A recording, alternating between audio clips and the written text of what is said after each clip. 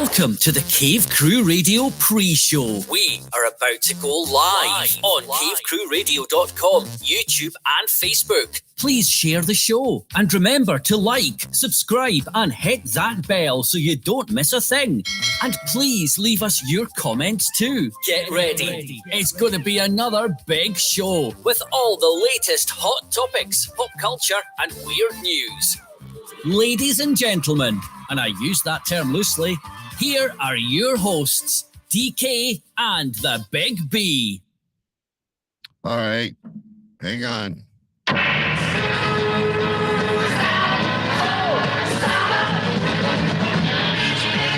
baby, there are the sand from July to the end of September. Summer night. From the streets and the pavements are burning the city around. There ain't no cure for the summertime blues. Summer love, A hot summer night. endless summer night. In the summertime, when the weather is hot, the damn blues. It's hot town, summer in the city. Everybody's got something. It is the Endless Summer Beach Party right here on Cave Crew Radio.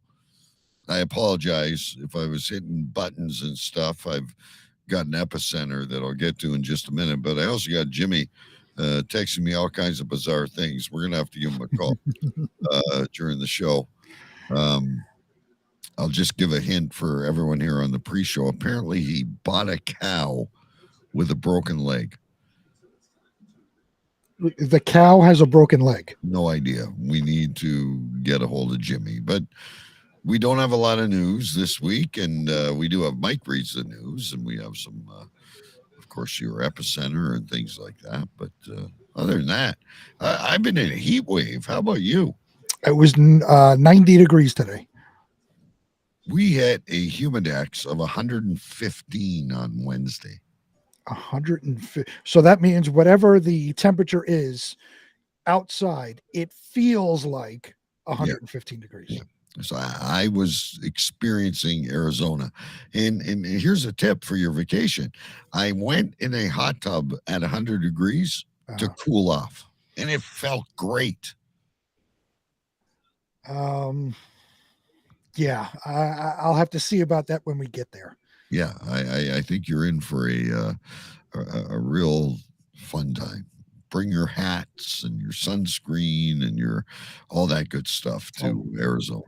My wife is gone nuts. She's got this big, almost like an Indiana Jones type sun hat going on. She's all in with Arizona clothing. Your wife. One thing about your wife, she's very extravagant and makes everything fun. Sure. Well, I think she does.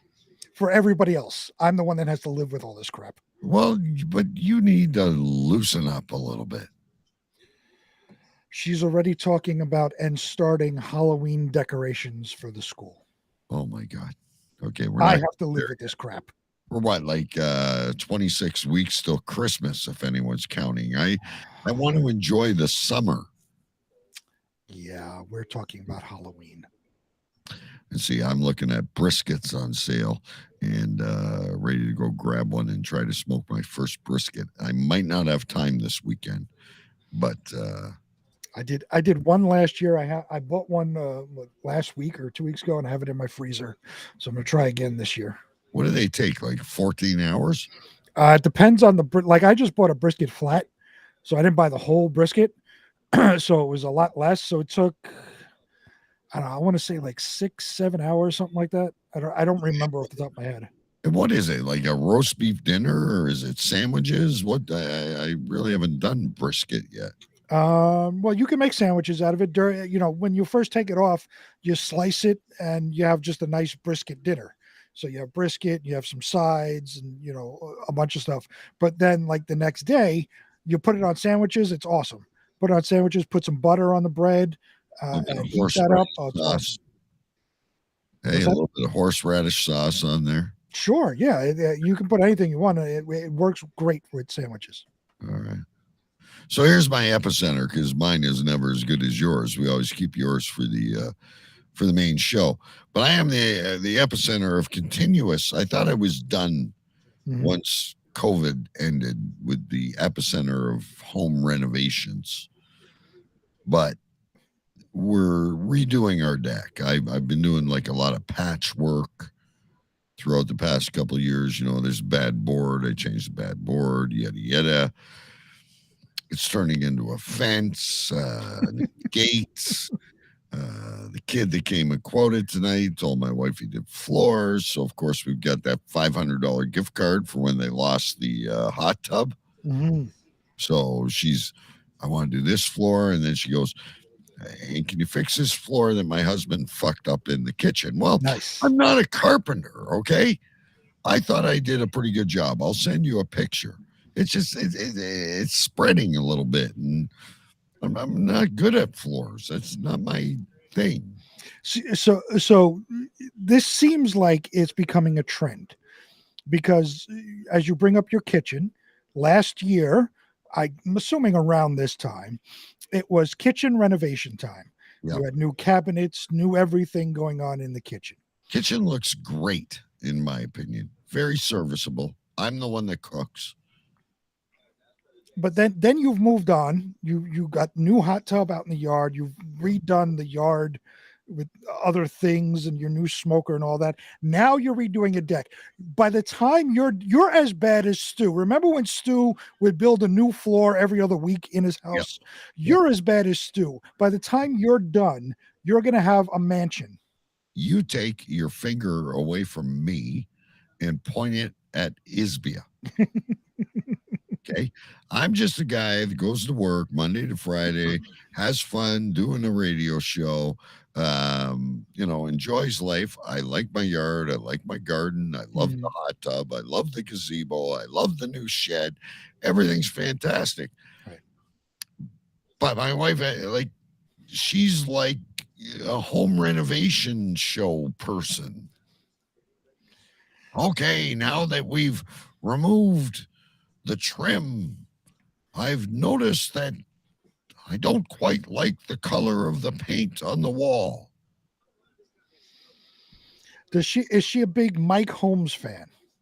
Oh yeah, she watches in the one where the girl is the rebuilder and the guy tries to flip the house, and in the two gay twins who they tell me are married, but I don't buy it for a minute. Oh. Well, yeah, she loves all that shit. So the HGTV and the DIY network, all of that is in your house 24 hours a day, with the exception of the random hockey game.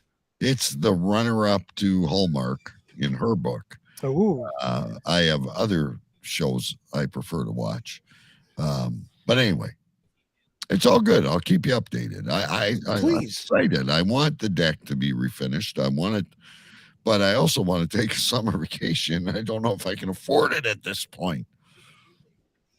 Well, my investments are pissing out my ass, by the way. Well, the next thing is you're going to start the new wing on the house. No, there's no room for an addition. I like my yard. It's just things being redone. Who knows if a load-bearing wall may be knocked out at some point in the future, and we may be vulnerable to an earthquake. I have no idea.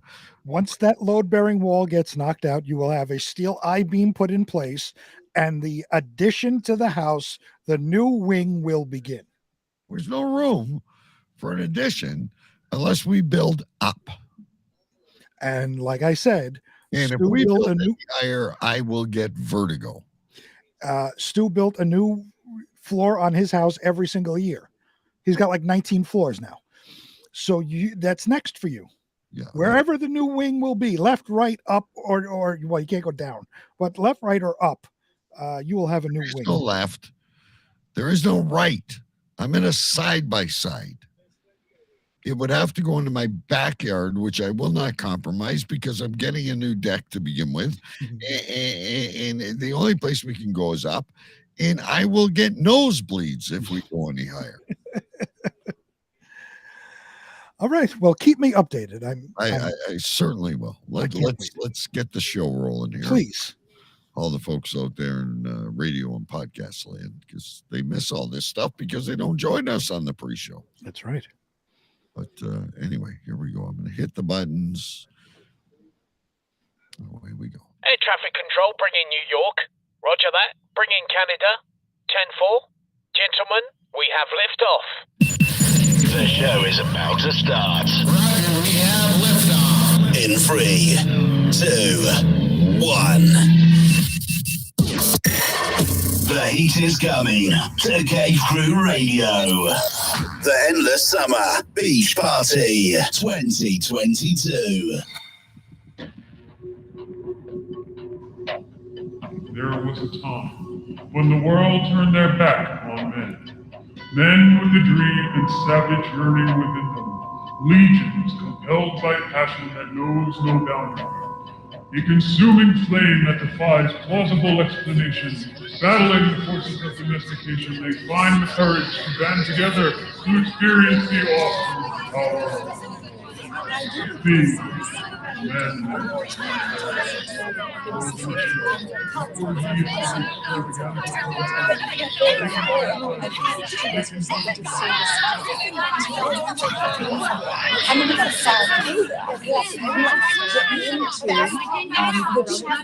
I said this with all due respect. Shut up! Shut up! Shut up! Shut up!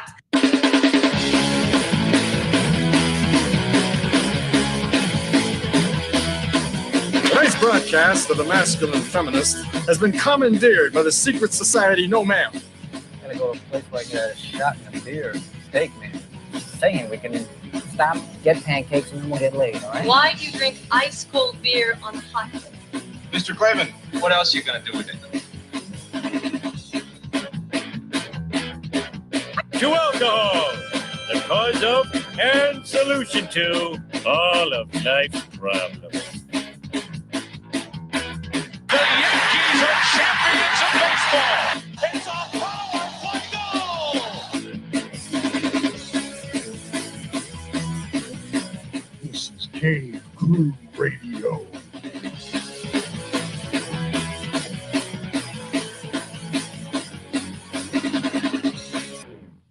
Good evening, ladies and gentlemen. My name is DK. I am live in my cave in Windsor, Ontario, Canada. It's great to be here with you tonight. We have a big show. We are live on YouTube. We are live on Facebook, Twitter, and TalkShoe and Power FM down in LA. We are also available wherever you find your podcasts. That would be Spotify, iTunes, Google Play, Amazon. We're there. We're everywhere. It's great to be here with you. I'm a little taken back before I'll again answer once we introduce them, but it looked like Big B was enjoying a cappuccino rather than a beer. We'll certainly find out about this shortly, unless he's pouring his peanut butter whiskey into disposable Dixie cups like Jason Scott and Amanda do. But we'll find out about that momentarily, ladies and gentlemen. We got a great show for you. We've got all kinds of stuff to talk about. I'm being texted rapidly by Jimmy at Jimmy's Sports Lounge, so we're going to try and make a phone call in just a little bit. We got some stories for you. We've got a sex toy review. We've got Mike Jolitz reads the news. And all kinds of other stuff. But before we get to that, we got to get the show rolling. And before we get the show rolling... And now, here's the Duke of Urine Stench, as knighted by the Queen, the self-proclaimed President of the United States, a university graduate, and always the epicenter of something, Sir Big B. Yes, live from Queens, New York. I am Sir Big B, your president-elect of the United States of America, and as always, the epicenter of something. This week, I am the epicenter of all things Americans winning Canadian hockey contests. I will easily dispute that. But anyway, go ahead. I don't know if we've ever brought it up. Well, I guess we brought it up. You enter into this contest on Facebook for every Toronto Maple Leafs game. And you had won a couple of times, and I had asked, I would like to join. How do I get involved? Right. So it's joining Toronto Maple Leaf fan group. Right. Right. So it was just simply joining the Facebook page, and the premise of the page is to they tell you whether they want you to guess the first goal or the last goal, who scores it, what period, and what the time is on the clock. And you just, you score off, you say the first period, you say, let's say Austin Matthews, 6:13 on the clock in the first period. Right. It goes more like this. Matthews, 6:14, LOTC first. See, I never did the LOTC. I just would say that's because you're not Canadian. You don't know. I guess, hockey. Yeah. So I joined, and what we were talking about in the pre-show, well, nobody could hear but us, was I was going to only put Mitch Marner in every single guess, because at that time DK hated Mitch Marner. Yeah. I got into it this year. But I got into it, and I said, all right, I'm going to take this seriously, and I started guessing along and all of this. So I joined late in the season, didn't win anything, went into the playoffs. Game 2 of the playoffs between the Maple Leafs and the Lightning, I guessed correctly. I guessed Austin Matthews in the third period with 11 something left on the clock. And I was within the 60 seconds. I was less than a minute, almost to the exact time. So I won. I won a Canadian game here in the U.S. And the when I gave my address, they said, "You are the first person this season from the U.S." So yay! You should get a special award. Well, so I got it just came the other day. We got to bring you. I got 2 of them this year, so I'm hoping to win the grand prize, which they still haven't drawn. I think that gets drawn next week. So I got a wristband. It says all nations are TML nation. Now TML says Toronto Maple Leafs. Toronto Maple Leafs. So all nations are TML nation. You should wear that with pride. I guess. And they also send out cards. So I got a Nazem Kadri card, who's now playing in the Stanley Cup final. Yeah. For the Colorado Avalanche. Well, he's out because he broke his thumb. Well, he'll be back. He'll be back. He's now on the Colorado Avalanche. This card is from 2017. See, so you got a collectible trading card just for joining a group. We don't do that kind of shit, Big B. We don't send out tea bags every time someone joins. Yeah, but I wanted to tell you about Mitch Marner. I noticed this year in the playoffs, he had I think he had 3 hairs on his chin. He's like the tomato you're waiting for in the garden to finally sprout in the middle of October. Going, I don't think you're going to make it, but you might. He might just be spurting jizz finally out of those balls, and he turned into a hockey player this year. There you go. See, and realistically, all I was going to do every single game, I was going to say Mitch Marner at whatever time, at whatever period, because I know you would see the comment, and I was hoping that I would win and then Mitch Marner because it would piss you off.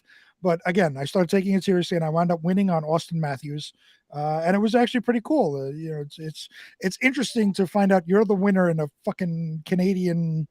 And a lot of people do it. And see, I got to let you in on my strategy now that the season is over. A lot of people every game. Hang on, how do I bring this in? See, Chris, a true Toronto fan, thinks someone needs to teabag Marner or a Kadri, which is when you straddle and place your balls over their nose and mouth, if you didn't know what a teabag was. From experience?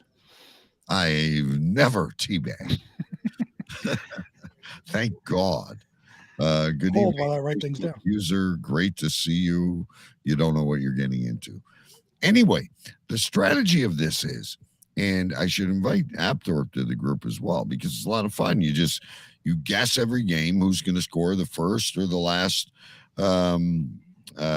goal, and you win a playing card and a wristband. I now have like 4 of those wristbands.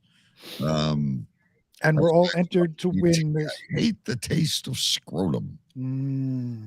That could be a show note. Now everybody that has won is entered to win the grand prize, which is this looks like wood carving Toronto Maple Leaf, emblem and all this. It's really a nice looking prize. I would be ecstatic if I won it, being that I'm in New York, a New York Ranger fan. It would go right in the back. There's a prize for one person that wins. I think they call it the MVP. The person that gets the most gets a jersey or a flag or something like that. And then we're all in the draw. So I won twice. I'm in twice. You won once. You joined late. You're in once, and they'll draw randomly. But I wanted to tell you about my strategy. I'm seeing you all here in chat, but hey, I read tarot cards on your show long ago. Great. Facebook user, I'd love you to do that again for our Endless Summer Beach Party. Please email us at cavecrewradio@gmail.com. And we will, I don't know if that's Stu. I don't know who it is. We love getting our tarot cards read. But unless you've seen Guru Stu do it, be careful. Anyway, I appreciate you reading the tarot cards, by the way, but I'm talking hockey for one brief second, then we're going to move along. What I do is I look at like the lower third and second line players and also the defensemen. I picked Giordano, I think 4 games in a row. A lot. And that's how I won my second one. I think my first one I won with either Bunting or Kerfoot. So while everyone's going, of course Matthews is going to score at some point. He scored 60 fucking goals, right? So Matthews, but you're pinning yourself in, right? Because guesser A says Matthews at 10 minutes. You say Matthews at 11, and someone else says Matthews at 12. So unless you get the magic bullet, you're fucked. Whereas I picked someone that doesn't score a lot but might be due, and Justin Hall, somebody weird, or a fourth liner, and then if that bet comes in, I'm golden, because it doesn't matter when they scored because someone else says it. And then a lot of people pick goals in the first, and a lot of times they don't score in the first. Well, I mean, that's the obvious when they ask what is the first goal. So obviously you're going to assume the first period. You could take a chance and say the second period. You could say the third period. You could say overtime. Yeah. What I was doing was when I started, actually really looking at it, I was like, okay, the team that they're playing, who's their goalie? Are they on a winning streak? Who's scoring right now on the Maple Leafs? Like, I never picked a defenseman because defenseman, unless you're Cale Makar, you're not going to score, a lot. So if you're picking a defenseman, the odds are really against you. So what I was picking was, in the line of the top 2 lines, one of those forwards in those top 2 lines, and kind of looking at previous games and who was hot, who had a scoring touch, and kind of like that.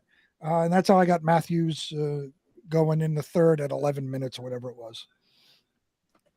No, it all works. I mean, it's whatever your strategy is. Like I said, I picked players I thought were due: Bunting, Kerfoot, Engvall. I went on the outside. I'm like, this one's due to tip something in, right? And it doesn't always work. Trust me. Doesn't always work. I mean, you can have all the strategy. It's never it's not really up to you. It's up to, the actual players on the ice and, who gets open and whatever the circumstances are on the ice. So it really is just a guessing game. You kind of try to do it with an educated guess. And it turns out I won. So I'm now, I have won a Canadian competition or a Canadian thing in the U.S. I was the only one this year to win in the U.S. So I'm proud of that. Yeah, and fantastic. And it's just another game for me. I watch the games anyway, and everyone has their own strategy. Even when you coach, you have your own strategy. You have your own. Oh, for sure. I was using the defenseman as the fourth forward when doing that was not cool. There you go. But that's me. Jimmy says he's gonna log in, so I don't know. What should we do? Let's talk about. You want to talk about this? Oh yeah. Tell me what the fuck is going on with you caffeinating yourself. I have never seen you with a coffee. What's going on? So this is not coffee. Oh. So every now and then before the show, since we do it on a Friday night, my wife and I like to have a drink. Oh, we're doing I don't even have the poster anymore. The Big B's concoction of the night. Right, but I don't make them out of the blue. It's kind of we just kind of look at like do a pina colada or something like that. So tonight I asked my wife. I said, "You want to have a drink?" She said, "Sure." I said, "All right, bring it down whenever you make it. Just bring it on down." So in here is Malibu rum. This I guess it's a coconut liqueur called Snowball. Some coconut milk and a dash of regular milk, and I got myself a nice little cool drink, a nice cool summer drink. And I appreciate it. And if Jason Scott and Amanda were out there, they'd appreciate that because you're using like fast food cups. You're not fancy. You're not in your finest china. No, this is to keep it cool, because my wife put it in a blender with ice, so it blends everything up. But this is the coffee cup to keep things hot or cold. So it's there to keep things cool. And we need to come up with a name for this. I'll leave that up to the people in the chat room. What will we call this drink? Give us the ingredients again. It's Malibu rum, a coconut liqueur called Snowball. It's a coconut cream liqueur, I should say, called Snowball. Coconut milk, and a dash of regular milk. You should call it Mitch Marner Jizz. I would rather not call it that. Since I think he's 25, believe it or not, and I think he finally hit puberty. There you go. Well, that's better for you. You're a Leafs fan. I would have been concerned. Did we bear a eunuchs? But that's better for you being a Leafs fan.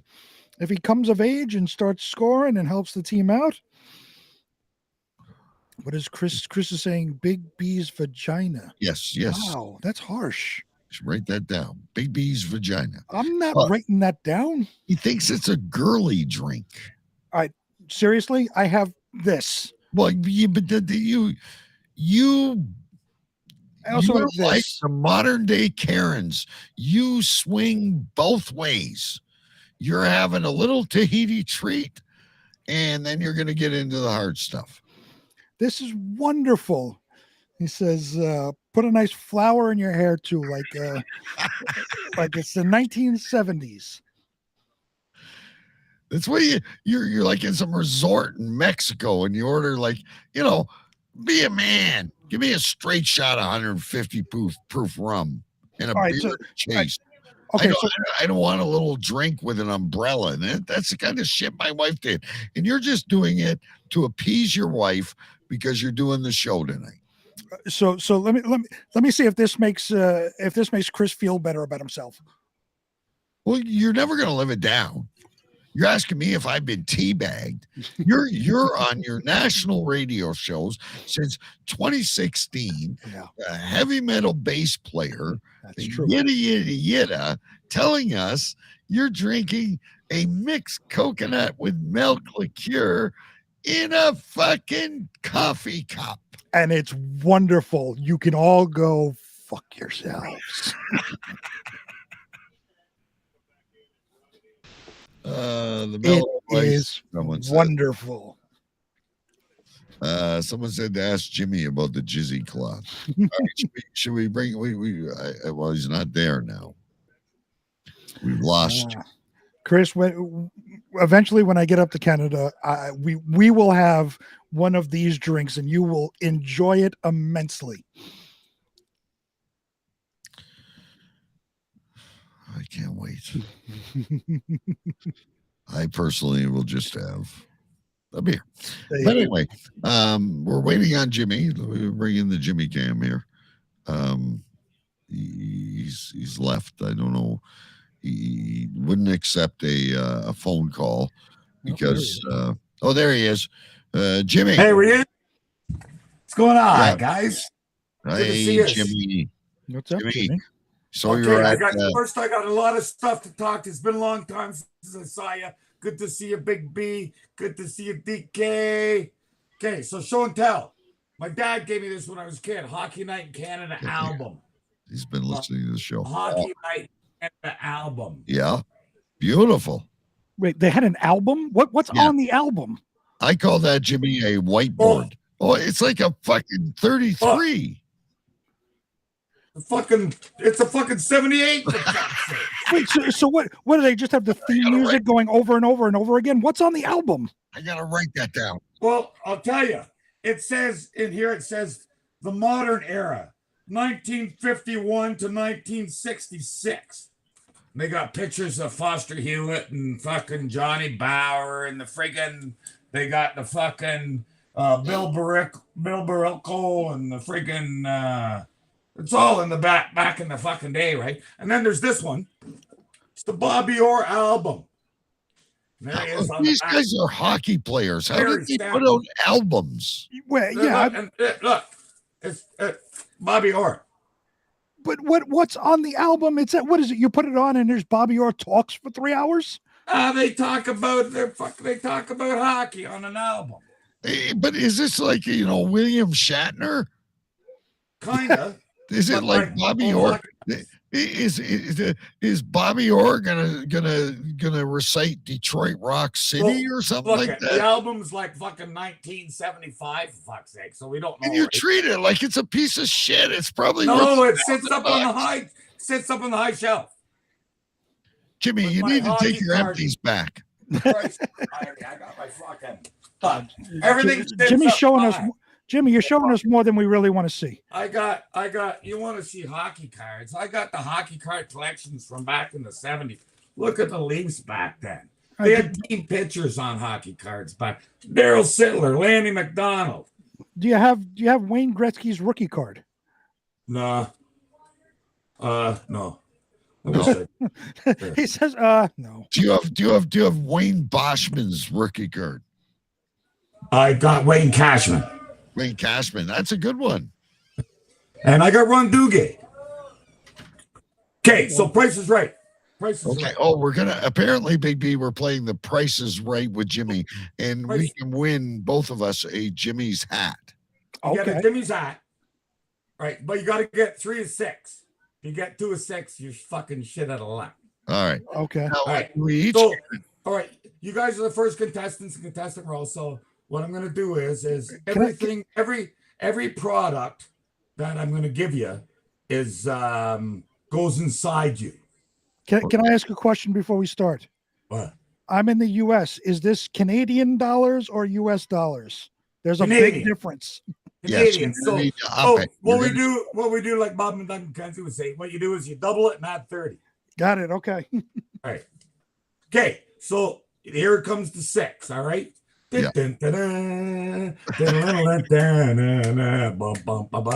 All right. And remember, everything on the prize list goes inside you. Okay. Q-tips. A box of Q-tips. Is Q-tips $4.99 or $5.49? Now, are we working as a team? Yeah. You got to come to conclusion together. So, Big B, I'm. Or you can pick different, and then whoever gets 3 out of 6 wins a hat. I'm gonna go $4.99. I was thinking $4.99 as well. Yeah, we'll go $4.99, Jimmy. Ding ding ding ding ding ding. There we go. 2 more when we get hats. Okay. All right. That's the same price, Jimmy. An Oral-B toothbrush. Is it $3.29 or $3.99? I think we gotta go with the 29 this time, Big B. You can't be. I'll go with you, $3.29.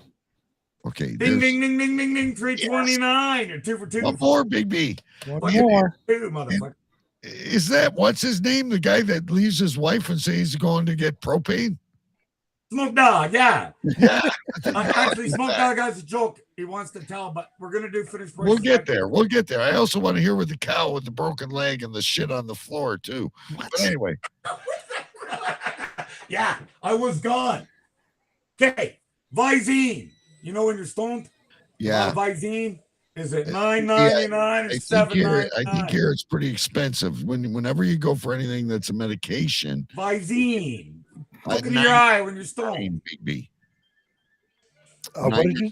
I would think $9.99 as well. I'm with you. All right, $9.99, Jimmy. Ding ding ding ding ding ding. Fucking, you already won the hat. 3 in a row. And should you try for 6 for 6? Okay, what do we get if we get 6? Whatever's in my drink. Hey, are you on the wagon with the? I already have No, you missed the part. He's not on the wagon.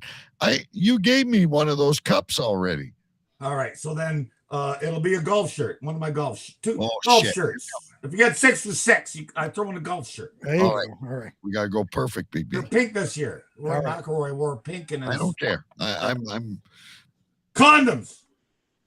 Are they $12.79 or $11.79 for thin fitting ribbed extra? I haven't worn a Jimmy in the battle in 40 years. Condoms. I know. $11.79 or $12.79. We always say, always wear a Jimmy in the battle. It's like showering with a fucking raincoat. I don't wear them. Big B, I defer to you. I'm saying $12.79. They're more expensive, I believe. We don't win the golf shirt. I'm going to tell you something, Jimmy. I'd rather be treated for chlamydia than wear a condom. Pepto-Bismol. Is it $6.79 or $5.99? $5.99. I was going to say $6.79, but I'll go with you because I don't know Canadian prices. $6.79. Ding, ding, ding, ding, ding. There you go. All right. Why do you have Big Mac? Can you bring those prices back? This green book, have you ever seen it in golf? No. Jimmy, you had Big Mac written on the X. Big Mac. The fuck is that? From the Pepto-Bismol price. Show. I don't know. The girls fuck around with the shit. What do we got to do? Send you our addresses? No. I'll just I'll just put the box that Jay Vegas bought those T-shirts in and stick the hats in it and put return to sender. And then No. That's from a 3-party. That's not from us. We'll send you the addresses. I can't. We will wear our Jimmy's hats on air every night. That will be your. I'll get to them, guaranteed, DK. Hey, and it's good to see y'all. I miss you and all the best, and have a great summer extravaganza. And I hope to see you soon. Wait, you can't leave yet. What do you mean? Because you done my shtick. Me. Wait a minute. Kind of story. Hey, Smoke, where's your fucking joke? I haven't had so many stories from someone since I took acid back in the 80s. First of all, you told me that double barrel purple mic.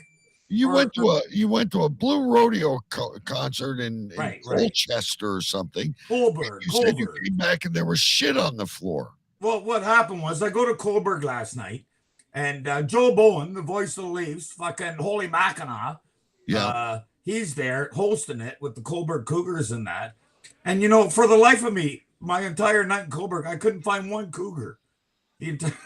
Anyway, so anyway, Smoke here has. Hold on, okay. Here's Smoke's been in the doghouse all fucking week. Hey! Enough about the doghouse. Do you know it's a little known fact that more crows are actually killed by motorcycles than cars? And do you know why that is, Jim? No, you don't know why that is. You are not stealing this from me. Because you know how there's two crows, right? There's always two crows. And one scavenges and the other guy's the lookout. And he just keeps an eye. If there's any traffic coming, he's going to warn his buddy. And apparently for a crow, it's a lot easier to yell, caw, caw, than motorcycle. Hey, bring him back. Bring him back. I have a question. How did he get away from his wife? Yes, that's my question. Bring him back. His mother-in-law fucking drops down on the kitchen floor. And so everybody's gone. So he doesn't know what to fucking do. So he calls 911. She's fucking doing convulsions in the kitchen floor. And gets on 911 operator, says, what's your address? And he goes, it's 572 Eucalyptus Avenue. And the operator says, well, how do you spell that? And he goes, E-U-C, no, U, no, wait, it's E, no. Okay, it's U-C-A-P, no. Hey, how's about I just drag her body down to Elm Street? So he brings her to Jimmy's Sports Bar. All right, listen, Jimmy, before we let you go, and I know you got a lot of shit going on there in the bar. Wait, oh, you're talking to my calf and the shit. Well, I want to talk about the shit on the floor of the bar. I come back from my 24 hours. They run amok. When I go away, they run amok, eh? And so I come back, and there's shit in the fucking staff room floor. And I couldn't mop it. I actually had to fucking scrub it down with my hands and knees. And I'm down there just getting back from a fucking Blue Rodeo concert. Come home, there's shit on the goddamn staff room floor, for fuck's sakes. And then my cowboy buddy, he was wrestling me up some fucking grill the other day, but he went to the auction for the cow. Is this Patty O'Lantern? No. Patty O'Lantern, no. Buddy's a real cowboy. And he has a belt buckle and everything. We haven't met him yet. No, you'll meet him. Him. So he goes to the auction, gets me the cow. I wanted a Hereford heifer, but the cow's got a broken fucking foot, right? I'm telling you. I don't know where my fucking phone is, but I sent you a picture of the fucking. I got it, but I couldn't upload. You got to send me the shit. Do it up on the fucking thing. I don't have any time for that shit. Fuck's sakes. Anyway, cow's got a broken foot, and so we're hoping that we've casted it up, and I named the calf Meat. Me? Meat. Okay. Yeah, meat. Yeah. Dinner. It's going to be barbecue 2024. There you go. Bring some down, grain-fed, grass-fed, marbleized, all good to go, right? But it's got a broken fucking leg, so we're hoping it heals good, so it can get on the livestock truck. Well, you're not going to put it in the Kentucky Derby. Like, what does it matter if the cow has a broken foot? It's got to get up on the truck. It's got to get up on the truck to get to the butcher. It's steak and it's milk. That's all the fucking cow is good for. Yeah, but I'm involved in this. So I bought a cow with a broken fucking leg. He's neck deep in cow veterinarian. And I just cleaned shit up off the floor today. So how do you think my fucking? Wait, whose shit is on the floor that you? We don't know. It's a mystery. It's a so mystery. Nobody's figured it out. I question everybody. Nobody knows nothing. So literally, somebody took a shit on the floor. I don't believe there was a shit on the floor. The theory going around amongst them is that there was somebody stepped in dog shit, and then a stranger walked into the staff bathroom and stepped their dog shit from their slipper all over the fucking floor. But you could tell the difference. I have another question. Your patrons wear slippers to your bar? Whatever, right? It's like going down to the corner store, right? Curlers in your. It's like Walmart. You got Rejects, misfits, and runaways. But we're a dysfunctional family, and that's okay. That's okay. We get along. You're our dysfunctional family, and we love you. So don't worry about that. Where's Vegas? Is he grounded again? I got in the shit. He was golfing all day and got in the shit and had to go home. He's probably watching on TV right now, wishing he was here. I want to know how did that other dude, I forget his name, but Smoke Dog. Yeah. What did he tell? You said he was in. You said he was down. Write what down? That. Okay, give me a sec. I see it in chat. I'll write it down. Got some veal. My question is, if he's in the doghouse, what did he tell his wife to come down to the bar? Where did he tell his wife he's going? But Smoke or J-Bag? No, Smoke. Smoke. Well, they're all in the fucking doghouse. We all live in the dog. Actually, I wrote a song about the doghouse. I think it come down to sucking hind tit. And getting the shit into the stick. Oh my goodness. Jimmy, I bet all the wives out there have a hit on you. No, it's all good. I stay to myself. I stay in the office at the bar. I'm safe in the bar. If I go in the real world, holy fuck. Like, you saw me in the real world, DK.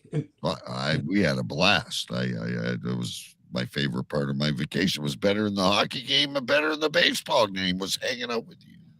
You in Vegas. Divas are going down New York City. You know it. Don't forget about them. They're good. They're good kids. Who's going down to New York City? The Divas. Oh, when? The Kardashians. We haven't. The Jimmy's Kardashians. One's a veterinarian and the other one does hair, apparently. Yeah. Oh, this is the first I'm hearing about it. I'm in New York City. Trying to explain to him. He's trying to he's cutting off. He's cutting us off, cutting it all out. They're going to Manhattan from Canada Day to July 4th. Canada Day, American Day. Oh, well, I'll be in Arizona. What are you doing with your place?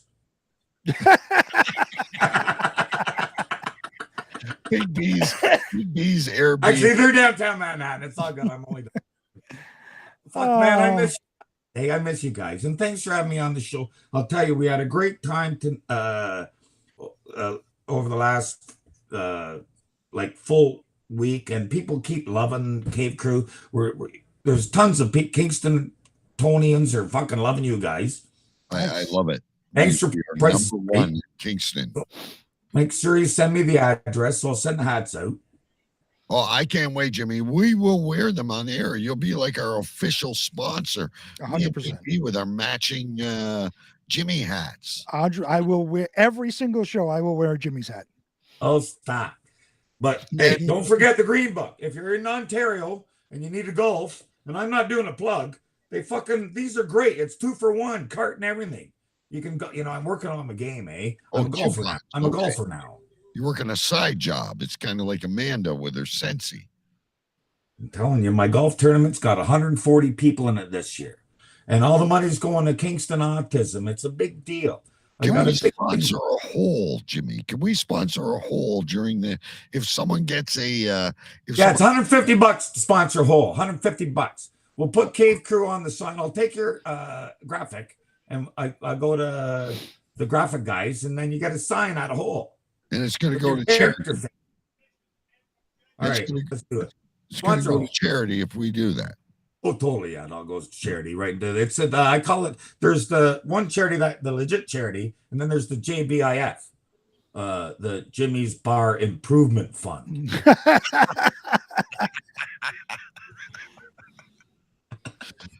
Jimmy, you're a modern day Gordon Gekko.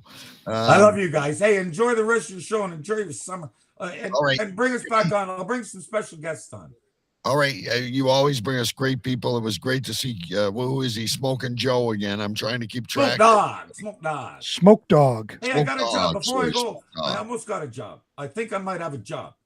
Teaching seniors cornhole. Senior citizens cornhole. It's in the fall. We're going to get you on one week and just discuss the rules of cornhole. I will. I'll go through it all. We'll do a whole tutorial. We don't know if you saw last week's show, but last week we reviewed hurling. Everything's going crazy. Now I saw naked pickleball on fucking Bookface today.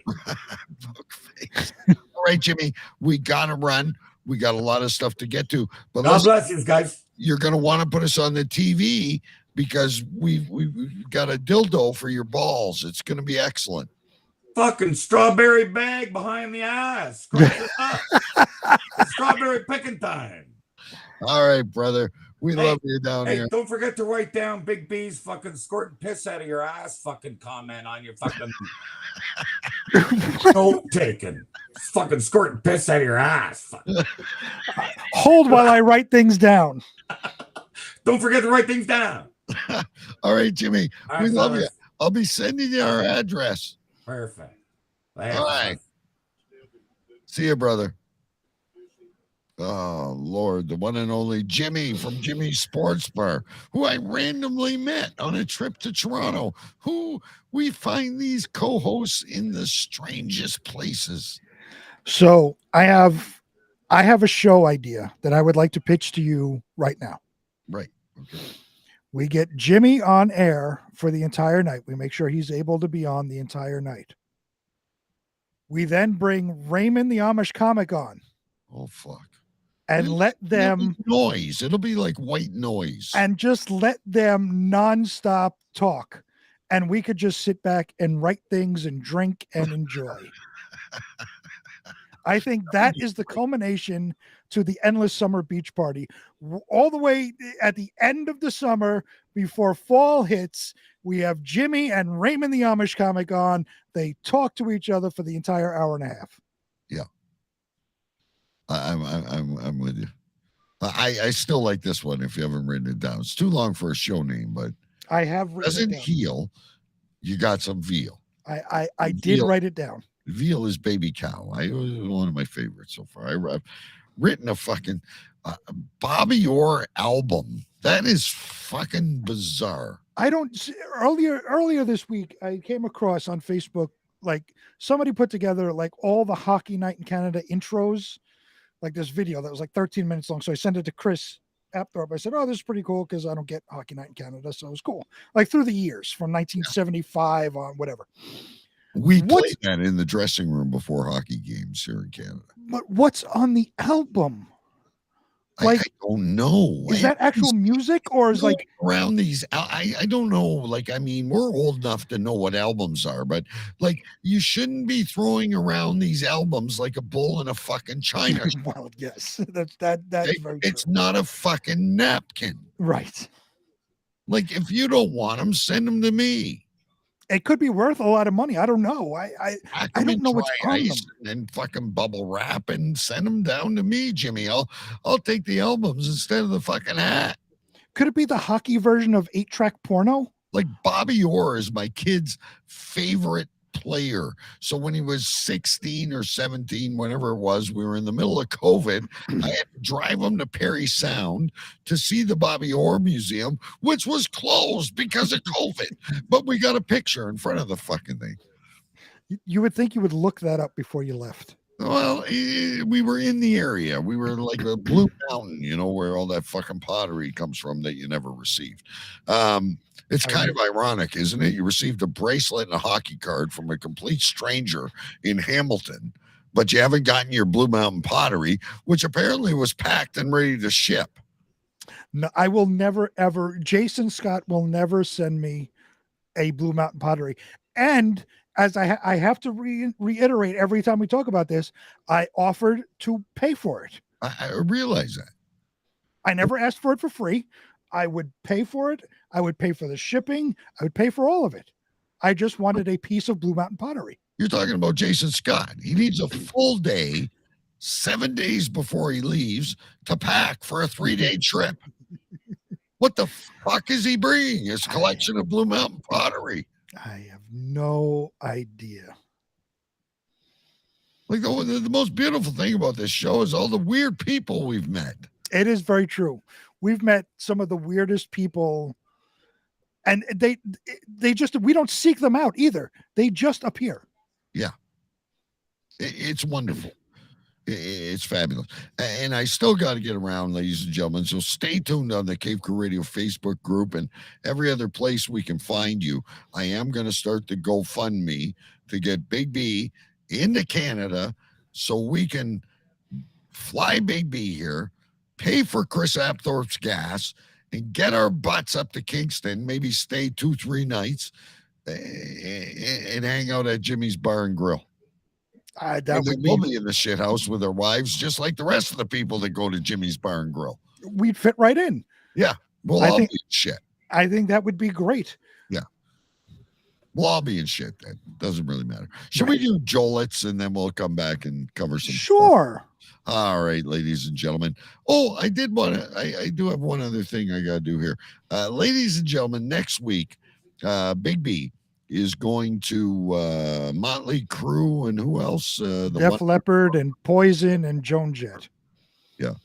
Motley Crue, Def Leppard, Poison, and Joan Jett. Should be a good one. It's going to suck. I can't. I mean, you got to get a video going, a Facebook Live of put another dime in the jukebox, baby. It's going to suck. And then right after that, like every rose has a thorn. Oh, good God. I have no interest in this fucking concert whatsoever. And then you're going to have one guy beating on a fucking snare singing Pour Some Sugar on Me with a one arm. Who was charged with... Be a drummer with one arm. He was also charged with spousal abuse. You could just block. He's coming with the left. What did he do? Throw a shoulder at her? Like, he probably blocked the arm. Like, so what did he do? I have no idea. Cuff or something. He's got, he's coming with the left. Just block. That's all you got to do. And Tommy yes, Lee is out of the shows. Tommy Lee is out because he broke his ribs doing some dumb shit. So he tried to play the other night, and then he lasted like 4 songs, whatever it was, and had to be replaced. This is like comparing a soccer player to a hockey player. You know those memes? Yes. A hockey player loses a tooth, has 8 stitches, comes back in the game.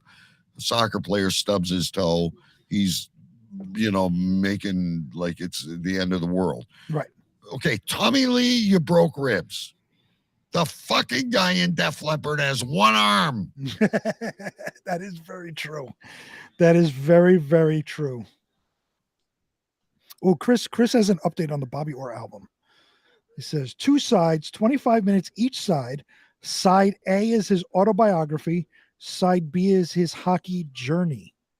Okay, but wait a minute. I have his book. Mm-hmm. But his book was written long after albums. I question that, Chris. So this is the first iteration of books on tape before there was books on tape. It's book on album. It's like those 8-track pornos we used to play. Those just like the 8-track porno. The 8-track pornos. We got to bring that back for you guys in Endless Summer. Those were the best. 8-track porno. 8-track pornos before summer's out. 8-track porno was the greatest thing, and you didn't believe me that it was an actual thing. I honestly was searching on eBay for an 8-track because it's better than Pornhub. Okay. Oh, you dirty pig. Oh, it's I'm awesome. Gonna reach inside your underwear and grab your penis. Oh, is it ever hard? It's awesome. It's like Ozzy and Harriet.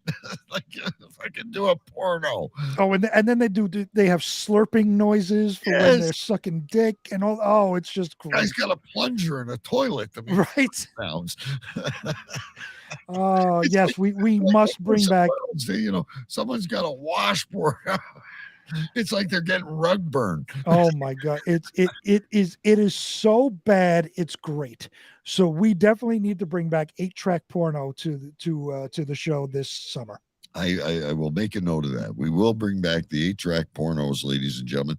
And speaking of guests, so we've got, Mr. X and the Angry Old Man. We've got the pillow fighting dude. We've got Amish comic who you talked about, Matt Vanderpool. At some point, we are going to do the Believe It or What final. We are unable to schedule the Believe It or What final, but I do not need to cancel the show, Big B, next week because I will have the guru himself, Choo Choo Stu. There you go. Chair. So you will need to go back and watch or listen for that. Who knows? I may tune in during the show. You might. While fucking Motley Crue is singing fucking Kickstart My Heart while Vince Neil eats a hoagie, Or I may turn on the show. During the Def Leppard drum solo. Oh, yeah, that'll be wonderful. Boom, boom, boom, boom, boom, boom for 25 minutes. Oh, my God. I should be making fun of paraplegics like that. But anyway, yeah, Choo Choo Stew, ladies and gentlemen. Next week's going to come and fill in. Well, Big B's away. So if you're a Choo Choo Stew fan, sometimes that's the hardest thing to say. Choo Choo Stew. You got to be really enunciate when you say it. Anyway, great friend of the show, ladies and gentlemen. Mike Jolett's up now. He gives us a 4-minute break, and we'll be back with our weird news and a lot more fun stuff. So you're listening to Cave Crew Radio right here on the cavecrewradio.com. And we're going to throw Mike up there, and we're going to throw you over to over to him. Hot topics, weird news, shock talk radio, cavecrewradio.com. Don't go anywhere. There's lots more on the way. And now, Cave Crew Radio presents Mike Reads the News with Mike Jolitz.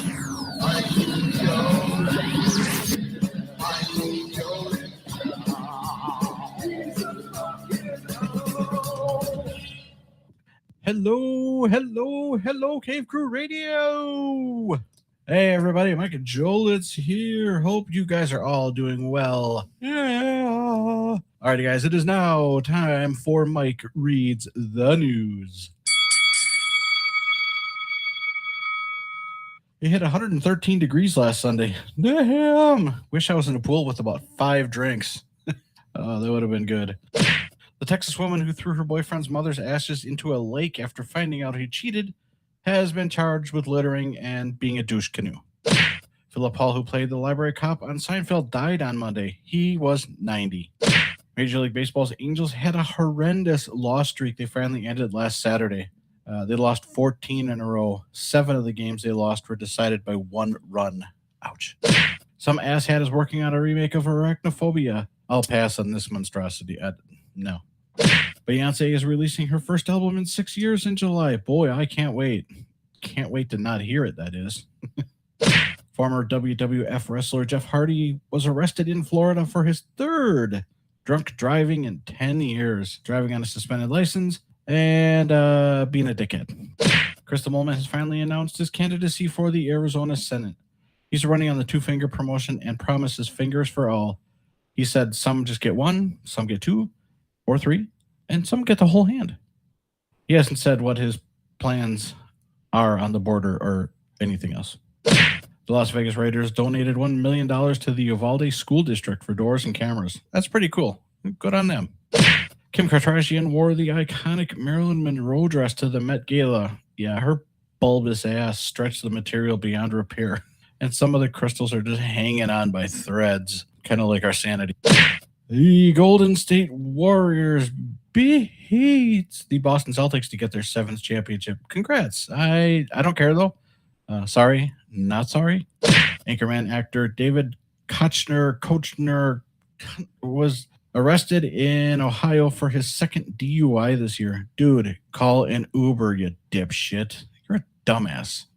The Federal Reserve announced a 0.75% hike on interest rates to help control inflation. Yeah, that'll work. Nice try. Does that even count as trying at this point?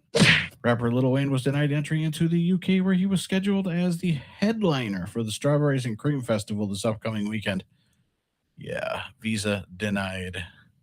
It's everywhere you want to be. The Stanley Cup Finals are set. It's the Tampa Bay Lightning versus the Colorado Avalanche. The Avalanche won Game 1 and play on Saturday night again in Colorado. Go Avalanche. I don't care who wins. The Japanese porn industry is being hit hard by a shortage of men. There's over 140 women per man in the business. Big D was quoted as saying, "Konnichiwa, bitches." Guess he's volunteering. And finally in the news, the Prince of Darkness, Ozzy Osbourne, is back home resting after he went under the knife earlier this week. Ozzy is 73. No word on if he can headbang or tour anymore.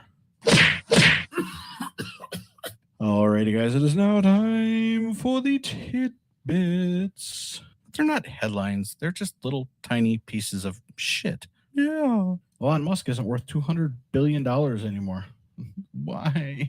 Yeah. 81-year-old dickhead Dr. Fauci got the COVID. How? Wasn't he wearing 6 masks? That's weird. How could that happen? Yeah. Bama Jarrah fled a court-ordered rehab in Florida. He was missing since Monday from the assigned center. The Popo found him on Wednesday night, though. Yeah. The only thing lower than Biden's approval numbers are cryptocurrency values. They're in the shitter, too. Yeah. Amanda Heard has apparently been removed from Aquaman 2. That's also too bad. Don't care. Oh, yeah. And finally, in the tidbits, the Bank of Canada is asking people to stop spocking their $5 bills. How much is one of those things worth anyway? Like $250 US? Yeah. Alrighty, guys, well, that does it for this. Mike reads the news. Hope you guys enjoyed it. Hope you guys have a great show. I will be checking it out later on. And if you want to do that thing, go ahead and do what you got to do. Or if you want to do the other thing, you can do that too. But yeah, alrighty, guys. Choose, ciao, and auf Wiedersehen, everybody. Later. Bye-bye.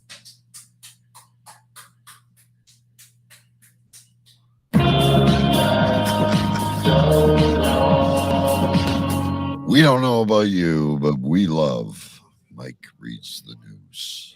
So I have 3 things. Okay. And I'm going to, I'll end with minor breaking news.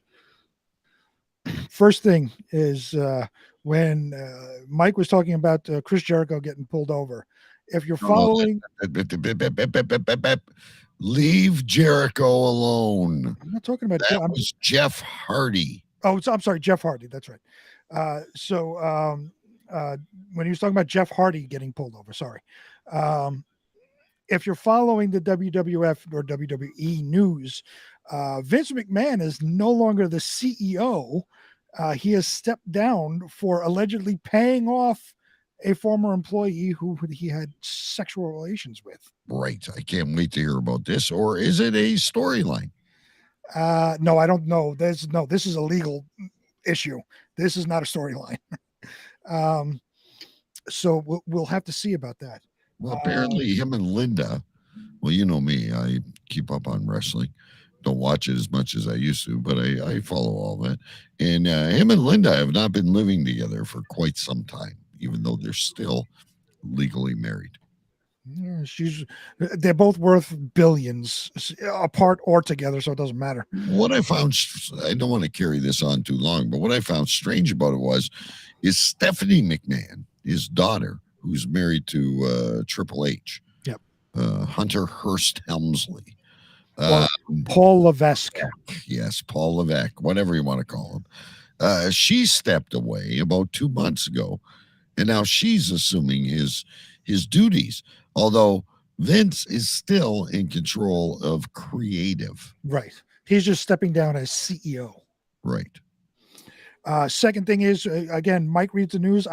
We are about a week and a half away from me being in Arizona. Mike has requested a day off for when I'm there. So I have no idea what we're going to do. Oh, I can't. You guys got to go to Tombstone. I don't know.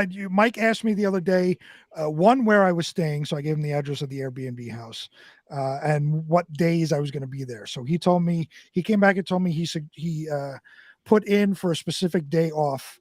And he's waiting to hear back. So I don't know what we're going to do, but Mike is preparing himself, apparently. And again, ladies and gentlemen, I want to plead to you before I start the GoFundMe. Big B has spent an entire week in New York City with Choo Choo Stew. I have spent an entire week with Choo Choo Stew in Canada. He lives in London, England. Big B is going to visit Mike Jolitz from Mike Reads the News. Big B and I have been doing this show for 7 years and have never met in person. Not once. Keep that in your back pocket. And speaking of that, All because his son was dating some girl on Facebook 2 years ago, and they were planning a trip to Canada. And I told him then I wouldn't bank on this teenage love story. Sandy and Danny from Greece. But Big B was adamant. It's okay. I've talked to the parents. We're going to Canada. And I knew it was going to fall through. And sure as fuck, I have not raped, ladies and gentlemen, but I have been raped. Well, I now I blame you because you're the jinx. You're the reason why it's not happening. You jinxed it. How many of us date our grade 7 girlfriend in person and end up spending the rest of our lives with them, let alone a game of fucking Fortnite? It could have lasted at least through the summer, so we could have gone up there. But no, I blame you because you jinxed it. But no, because your son probably shot her from behind because he got some kind of an award on Fortnite. So I will be in Arizona in about a week and a half. Third thing, and the minor breaking news, because we were talking about going up there. Facebook user, when we were talking about when we were talking to Jimmy, there's a cup he was drinking out of. Facebook user says, "Hey, I like that cup. One is in my cupboard." Facebook user is your wife. Oh, because she was giving me a hard time because I always wanted to go hang out with Jimmy, right? And I was supposed to be on a weekend with her and my son. And I told you my son gave us shit because we were out till like 1:30 in the morning. Right. But I was hanging out with Jimmy and Jay Vegas, and they were phenomenal. And my wife was doing book club with some other couple. Book of the month club. Book of the month. Too much fun with Jimmy. Anyhow, Jimmy, he's got connections, right? So we all went to the same Blue Jay game. We weren't together, but Jimmy got all these Blue Jay mugs, and I will bring it on air next week and show you that, in fact, I do have one of the 6 Blue Jay mugs. Jimmy gave me one. Ooh. At the bar that night. He's a good guy. He really is. Well, I'm looking forward to my wife sees him as someone who's going to get me in trouble, but I brought her along with me the entire time. I didn't speak to her the entire night at the bar, but it was okay. She met her own friends. There you go. I'm looking forward to my Jimmy's hat. I can't wait. I can't. It's a sharp hat. Make him a sponsor. We're going to get our Jimmy's hat. And Jimmy, if you're listening in the office or in the bar, or Jay Vegas is listening on replay, because they usually play us all day long on Sunday, apparently. Nice. Tells me the Cave Crew Radio is on loop on Sundays while they're all playing cornhole. Nice. Send us one more and we'll give it to a lucky listener. Oh, we could have a contest. We should give it to Chris Apthorpe because he's our chauffeur. I'm okay with that. Chris Apthorpe gets a hat. I'm okay with that. Yeah, just because he's. All right, you ready for our little bit of news? We're thank God we don't have a lot tonight, so we ended up doing some good fill. You and I are good at this after this long. It's almost like we've done this a time or two. Yeah, I'm looking at it and I'm going, we don't have much, and it's not even really that good, but we'll make the most of it, and then the audience will help us. And I'm thinking, fuck, we got to fill a lot of time here, but we always do. We figure out a way. Make sure you get to the ballinator or whatever it is. I got video. Well, we will get there. We still have time. All right, so let's do our little weird news piece here.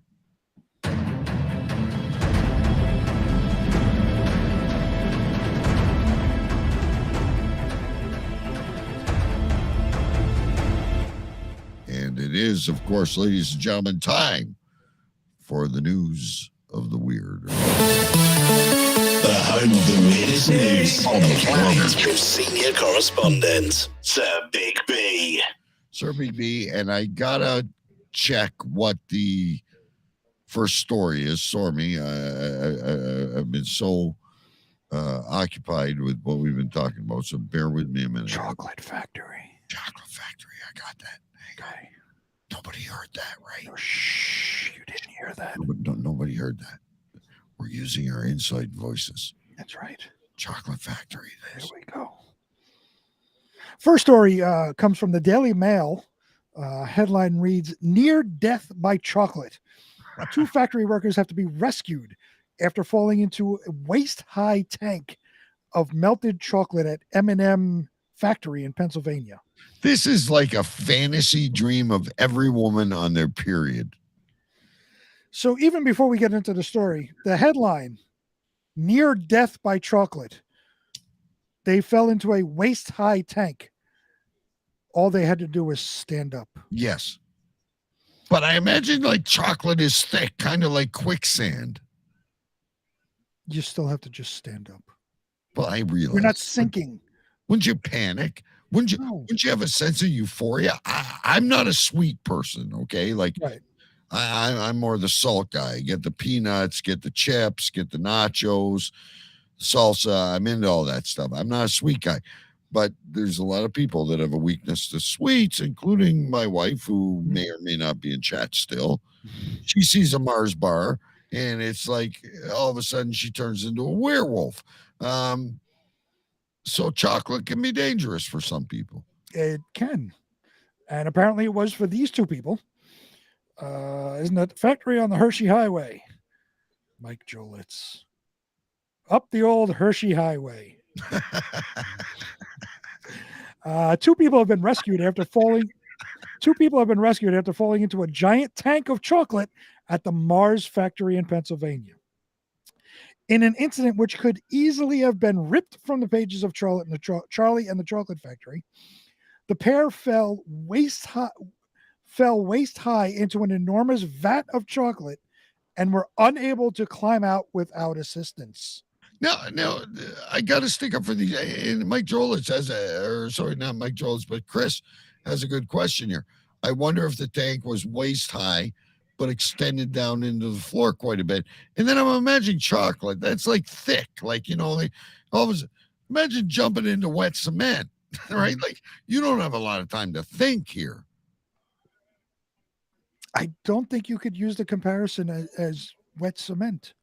Because wet cement, you're on a time crunch of it drying. Well, a Hershey's chocolate bar is not milk.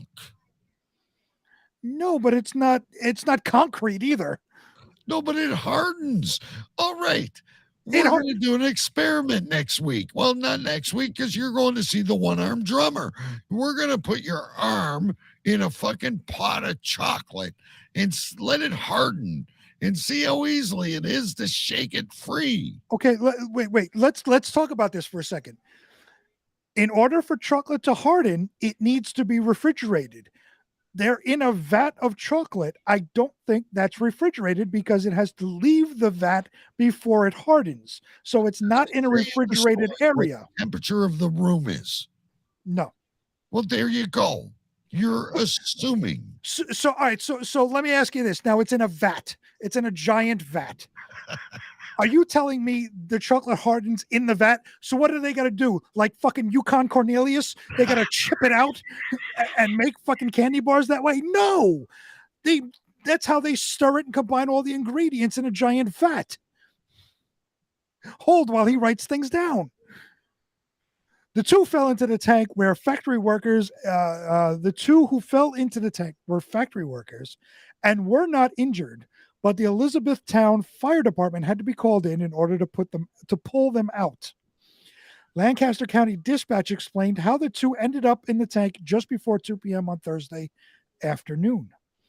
And they don't go on to say how they ended up in there. I don't know who wrote this story, but the next line is, more than 24 emergency vehicle personnel were dispatched to the scene. Firefighters were on scene for around an hour before the 2 individuals who were not floating around in the chocolate were rescued and taken to hospital. I just have to comment on Facebook user. Cuckoo. If anyone knows who Bob and Doug McKenzie are. Anyway, I don't think anybody got the Bob and Doug McKenzie reference or the Yukon Cornelius reference, but people still watch us. I get every joke. I know who Bob and Doug McKenzie are. Okay. They are. I think they eventually went to Second City, didn't they? Well, they started in Second City. Oh, did they start in Second City? Okay. Started in Second City. A hole had to be cut into the tank to free the people. Both were taken to a local hospital by helicopter. Okay, so let's go with this for a minute. Okay. 2 men are apparently, according to you, in a vat of wet chocolate. Well, if it was hardened, they would be on top. Well, no, they'd be sunk and it would form to their body. It would be a really good Easter bunny for like a brothel. But anyway, so why did they have to cut a hole in the tank to get them out? Because they didn't. I don't know. I'm assuming the size of the vat is a large, like floor to ceiling almost vat, but the chocolate amount in the vat was waist high. So they didn't have the equipment to pull them out from the top. So they had to cut a hole in the middle to pull them out. So which leaked chocolate all over the place. This, ladies and gentlemen, is why your tax dollars are so fucking high. Because the rescue crews are morons. You could do like a human chain or throw a rope, or don't you ever watch Swiss Family Robinson? You throw a twig in. The guy's being strangled by a python. You throw a twig in, you get him out. There you go, ladies and You gentlemen. don't need to cut a hole in fucking 2 feet of steel. If your loved one ever falls into a vat of chocolate, ladies and gentlemen, throw them a twig. They will get out easily. We can confirm both people have been taken off-site for further evaluation. We're extremely grateful for the quick work of the first responders. The plant, located 12 miles from Hershey, Pennsylvania, is known for making a variety of products, including M&Ms and Dove chocolate. But wait a minute. How did they cut a hole in the vat? Did they use a MIG welder? This is the entire story I read. I didn't skip anything. This story was very poorly written because even right here, it says Lancaster County Dispatch explained how the two ended up in the tank just before 2 p.m. on Thursday afternoon. The very next line is more than 24 emergency personnel were dispatched to the scene. They never actually explained inside the story how they fell in. Can I interrupt something here?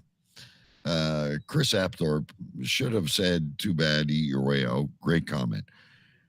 He is changing profile pictures as the show goes on. The first ever chatter to have multiple profile pictures during the show. He wants to keep up with things. He's a man about town. He wants to make sure his profile is of the latest ilk. And in that profile picture, it's summer. He's by the pool. And I mean, I have so many questions, but we just don't have time. And like I said, that was the entire story. I didn't skip anything. It was a very poorly written story. Trying to find the fucking list now. Oh, there it is. Anyway, I wanted to tell you somewhat of kind of a we have to interrupt this broadcast for an important announcement. We had a poutine fest in Windsor this week or last weekend. You know what poutine is, right? Fries and gravy. Gravy and cheese curds. Oh, the and most cheese important thing, cheese curds. Sorry. Not shredded cheddar or anything. They ran out of cheese curds. How dare they? Poutine festival. It's like running out of gold medals at the Olympics. That's a strictly Canadian thing. I can't sympathize. I can't empathize. Yeah. We don't have poutine here. I think we originally covered this story. We did. About a year ago. And now we have a verdict. So to refresh everybody's memory, there's a story about a woman who had sex with a man in the man's car and contracted an STD. She then sued the insurance company because she contracted the STD in the car. She got the clap. So we thought it wouldn't go anywhere. We thought it would be dismissed. It's a stupid thing. You can't hold another one of our stupid stories that kills time. Right. You can't hold an insurance company responsible because you did some dumb shit. Right. Well, let's put that on hold for a second. This coming from the USA Today. Headline reads, Geico ordered to pay $5.2 million to women who contracted STD during sex in insured vehicle. So let's be clear about this for those of you who weren't with us when we covered the story. A woman, slut, whore, jumps in a car with some guy, fucks him. Yep. Unprotected sex. Yep. Decision to be made. Contacts STD. Yes. Herpes, chlamydia, whatever it was, gonorrhea. Right. Sues guy's insurance company because she contacted an STD while she was fucking a guy in his car. Yes. As long as we're clear on this. You 100%. all need to understand how fucking ridiculous this story was in the first place. This is worse than the woman who married a tree and then divorced it. Yeah, we have it all here. Geico has been ordered to pay $5.2 million in damages to a woman who contracted a sexually transmitted disease in the insured vehicle of her then boyfriend, a state appellate court ruled. On Tuesday, the Missouri Court of Appeals Western District published an opinion in favor of the woman identified as M.O., who alleged that she contracted HPV during a sexual encounter in the insured's vehicle in 2017. HPV, or human papillomavirus, can spread through direct sexual contact and cause warts on the genitals and surrounding areas. So she had ass warts. Insured negligently caused or contributed to cause MO to be infected with HPV by not taking proper precautions and neglected to inform and or disclose his diagnosis, despite having knowledge of his condition. MO asserted her then boyfriend's car insurance policy covered her injuries and losses in a claim in 2021. Geico turned down her claim and she took matters to an arbitrator who found the insured negligently infected Emma with HPV and awarded her $5.2 million in damages. I get this. There could be a civil suit. You could take his house. You could garnish his wages. How the fuck does car insurance cover sexual diseases? I've never heard of such a thing. You know how many women I used to fuck at the drive-in? Not saying I carried anything, but Jesus Christ, my insurance rates would be through the roof. Was that in the sports car known as the Ford Probe? The Probe, exactly, with the reclining seats. Which reclined all the way back. She then filed a motion with the trial court that ruled in her favor and confirmed the judgment of $5.2 million in damages for past and future medical expenses, as well as past and future mental and physical pain and suffering. Does it really cost $5.2 million to have ass warts lanced? According to Missouri court, it does. You get one of those things you engrave with wood and you fucking burn the things, don't you? Hold while I write something down from chat. I'm befuddled by this shit. You liberals out there are such pieces of shit to how you have changed the world in the past 10 or 15 years. It's car insurance. It's in case you hit a school bus or a telephone pole.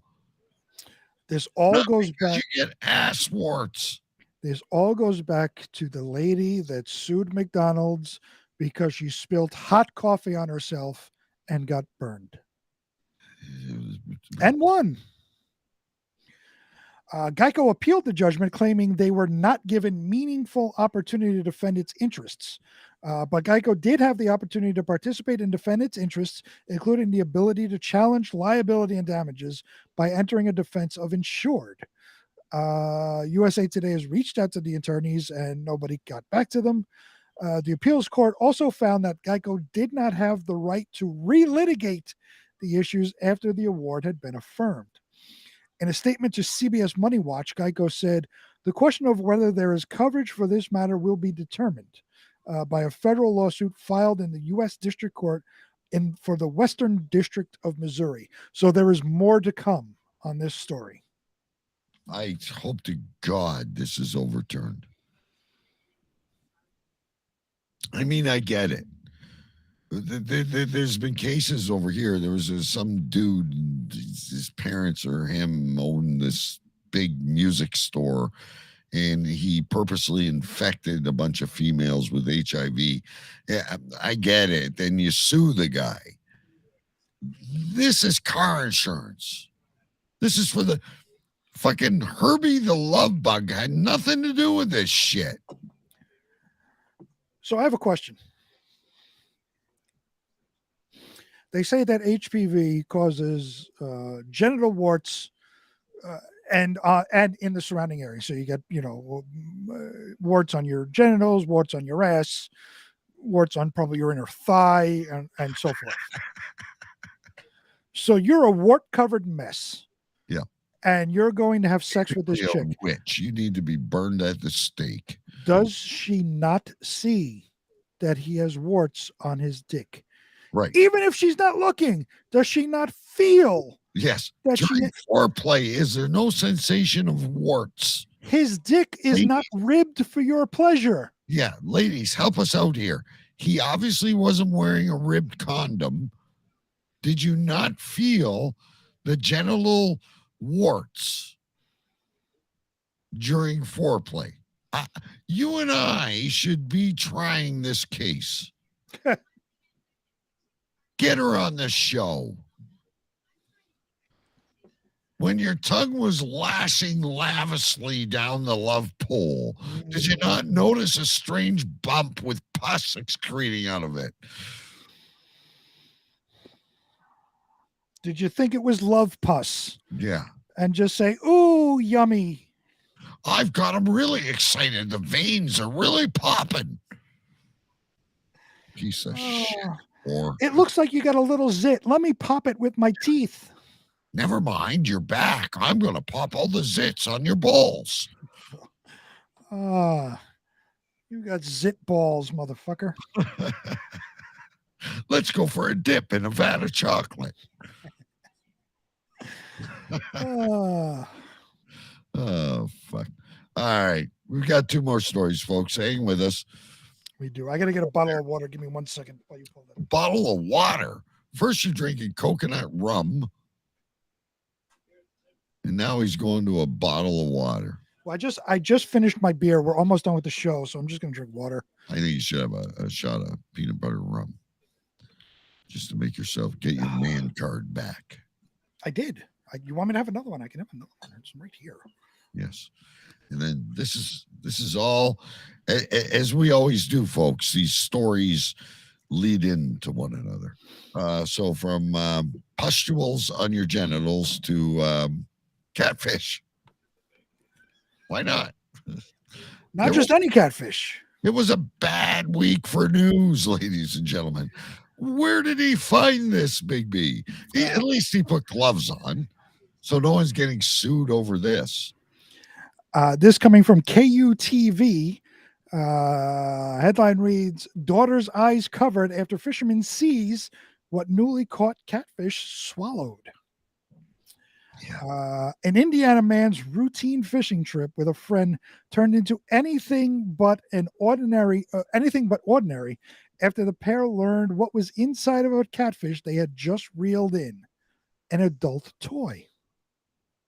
Catfish just ate the chocolate model of Ron Jeremy. There you go.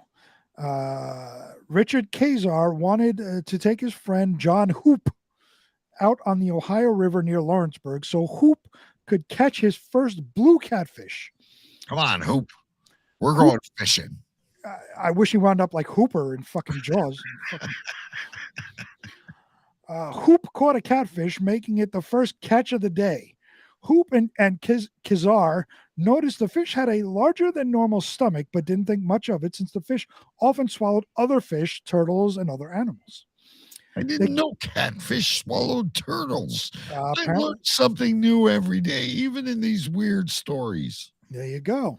Catfish swallow turtles. They kept fishing, catching a few more before Kazar felt the fish and noticed what was inside was too hard to be another fish or animal.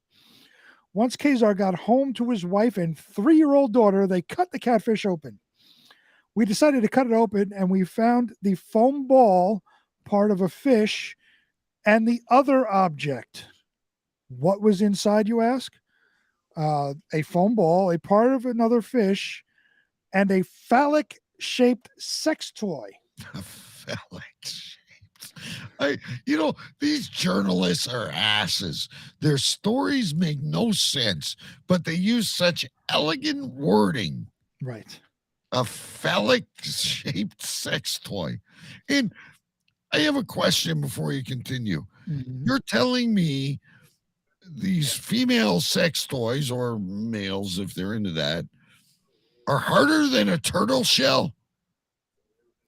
Is it like a dildo on Viagra or what? Well, if you look at the picture, that's not shaped like a turtle. So I'm assuming he felt what was the shape and said, "All right, that's not a turtle. It's definitely not a fish. It's something else." Not a turtle. It's not a fish. It's like you're putting your hand in a magic grab bag. This is some game Jimmy would play with us. Oh, it's Put fucking your Bob. hand in here and tell me what the object is, and I'll send you a hat. It's bobbing for dildos, is what it is. Quote, when it came out, John, my wife, and I started laughing. My wife immediately covered my daughter's eyes and turned her away from it. On a now Why does it viral, have a suction cup, by the way? you got to watch porn to understand that. On a now viral Facebook post, Kazar posted graphic photos of the toy stating, "Well, we had a pretty interesting fishing trip this morning. We noticed the stomach was hard, but didn't expect this to come out of it. Everyone involved is left wondering how the toy ended up in the Ohio River and into the catfish's stomach. It's definitely something that doesn't happen often." You know what would be the real good story? Is how the toy ended up in the Ohio River. What, like, exactly? Are you fucking yourself down the interstate and decide, "Oh my God, I got to pick up my husband and toss the fucking dildo out the passenger window into the Ohio River"? Like, that's the bigger question. Not the dildo inside the catfish, because it eats turtles. So I get it. That's not that big a swallow. I just picture someone like Large Marge from Pee Wee Herman's Big Adventure driving their rig down the interstate, shoving this up themselves, and then they almost have an accident. They pull it out real quick and toss it out the window. So that's not that doesn't become the cause of an accident, and it winds up in the river. That's what I picture happening. She's on a 72-hour meth bender, driving cross country, 72 hours. shoving this dildo inside of her, almost causes a wreck, throws it out the window, and it winds up in the river. Right. It's like you're being pulled over for a ticket. That's right. It's not a DUI. It's not texting while driving. You've got a rubber penis in your cunt. That's right. The cop is walking up, the state trooper. You need to get rid of said rubber penis in a real hurry. That's right. As we always watched live PD, we would see the chases where they would throw the drugs out the window as they're running away. Yeah. She's throwing the dildo out of the window. Right. So to throw away the evidence. It'd be like they're pulling the rubber penis out of her vagina. Is this yours? I've never seen it before. I don't know how it got in there. I have no idea how that rubber penis was inserted in my orifice. You planted it there, sir. Yes. I'm going to sue you and whoever you insure your vehicles with. And this brings us to what quite possibly could be the best story yet. I need to, and I knew that was going to happen. So hang on. I'm going to remove that. Just talk for a second. So as you're doing this next story comes from OzzyMan.com. Now, if you don't know who Ozzy Man is, he's an Australian guy that does reviews of everything on Facebook. He had a 7-part review of the Johnny Depp Amber Heard trial. He reviews, his big thing is cats being dodgy. Then he's done dogs being dodgy. He's very, very funny. All the videos he makes crack me up. I love every single one of them. And he's become this celebrity for doing these viral videos. And, he's interviewed The Rock, Dwayne Johnson, Kevin Hart when they were promoting in Australia, promoting a movie. He's interviewed the Marvel people when they're in Australia promoting a movie. So through his podcast and his Facebook videos, he's become quite the celebrity, and he's very, very funny at what he does. And this video, by the way, is restricted, ladies and gentlemen. I cannot, I cannot play it. But we also have to add to this story, Big B. This was not posted by one, but two Cave Crew Radio members. One of them being your wife. It was a sensation for the entire week.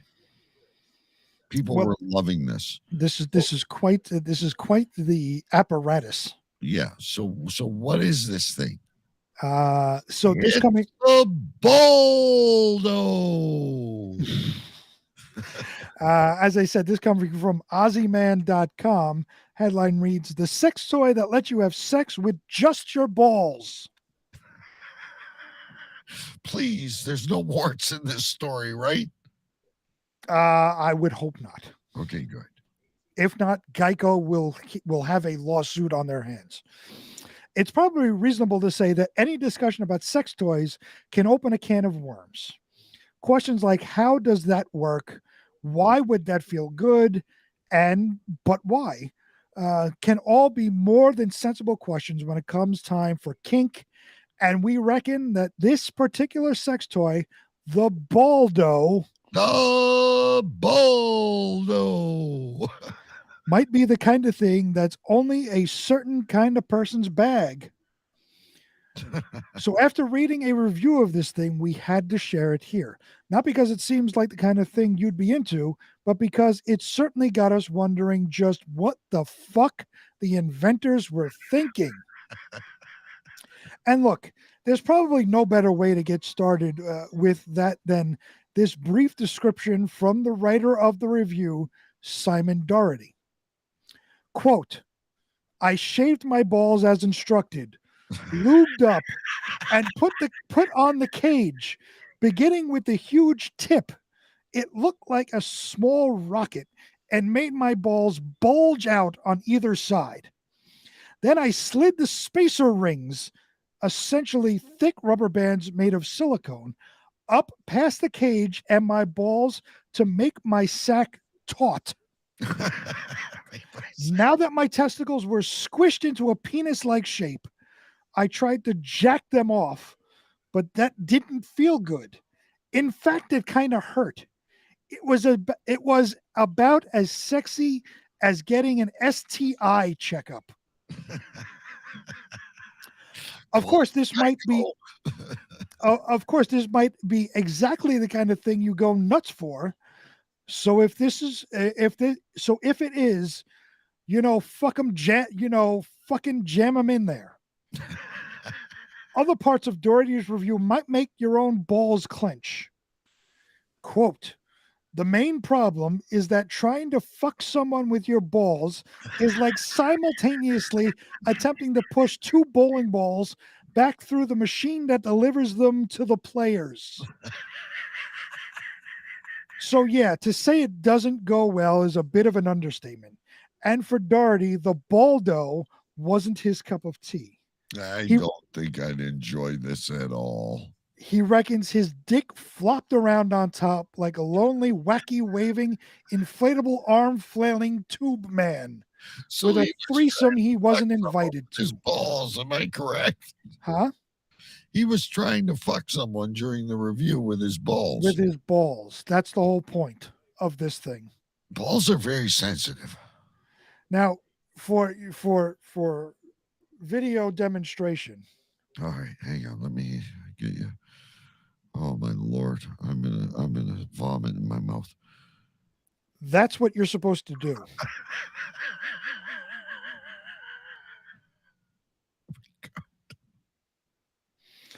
That's how you fuck somebody with your balls, apparently.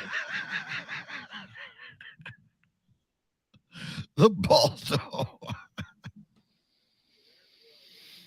All said and done, we'll leave you with his final thoughts on the Baldo. Quote, in conclusion, yes, it turns out you can actually fuck someone with your balls, but just because you can doesn't mean you should. Final thought from Ozzy Man. As you know, we don't want to kink shame here at Ozzy Man Reviews. If this appeals to you, we reckon you should go for it. For us, though, we're just going to take Doherty's advice. A man's spuds are delicate things, and we'll just leave it at that. I only have one question. Sure. Why did he have to shave his balls as instructed? Now, did you see the picture I held up? Yes. Can you imagine trying to put that over some pubic hair and it being pulled as you're pulling the thing up? I guess. I've never attempted anything like this, so I guess. I concur. And Chris is correct. This is a double penetration device if I've ever seen one. Yeah. So you got one in the vagina, one in the ass. There you go. One for the pinky, one for the stinky. There you go, ladies and gentlemen. The highlight story of the night. For all you men out there, have wonderful dreams of Baldo. The Baldo. Ladies and gentlemen, it's the time where we need to name the show. Excuse me. I do have a lot of stuff written down. I don't know what we can use for a show name. I wrote down the cow's got a broken foot. Mm-hmm. I also like when Jimmy said, when I asked him if it was a 33, he said, it's a 78. Okay. I don't know if anyone is old enough to remember that. Oh, if you had a 78 and you put it on a 33, it slowed way down. Yeah. Well, I remember. You and I remember that, but I don't know if anybody else. Large Marge from Pee Wee Herman. And also, like Yukon Cornelius. There you go. These are bringing back memories from my childhood. I don't know if anybody. Chris Apthorpe also said, probed in the probe.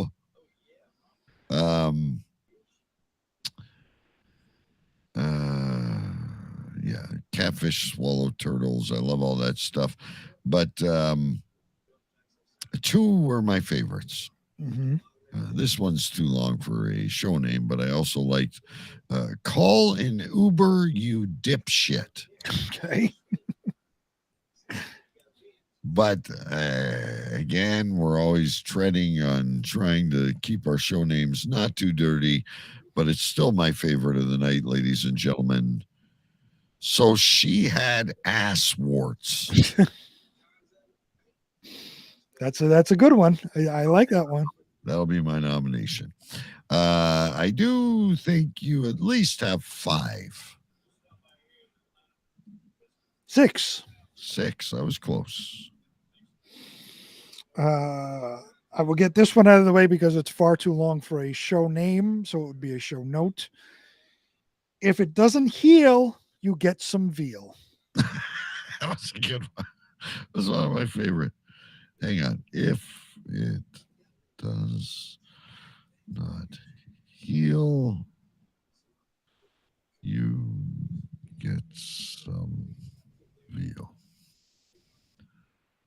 Might it be too long for a show note, but it was great. It was. All right, now I got a couple from Jimmy. Rejects, Misfits, and Runaways. Oh, I like that. Rejects, Misfits, and Runaways. That's a good one. I missed that one. I have this just because I thought it was odd. JBIF. Yeah, I have no idea what that means. That is the Jimmy Bar Improvement Fund. Oh, that was his secret. Yeah, his charity with his secret charity. I do remember that now. The Jimmy's Bar Improvement Fund. JBIF. Yeah, and he said that like he's got a business plan for that. Right. Yes. You don't just come up with an acronym without thinking it out first. Number 4. Next, I really like this, but this I don't think could be a show name because it's too much. Squirting piss out of your ass. That was good too.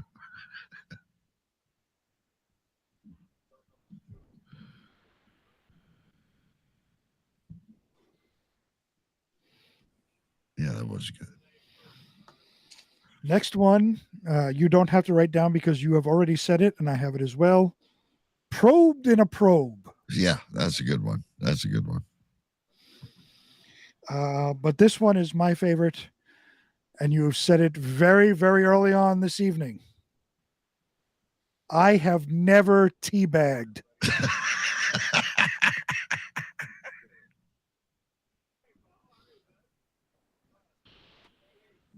Yeah, sure, why not?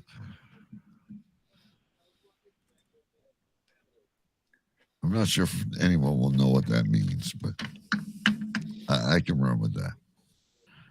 I still like just, it's not even us. It's the story. I still kind of like it's Baldo.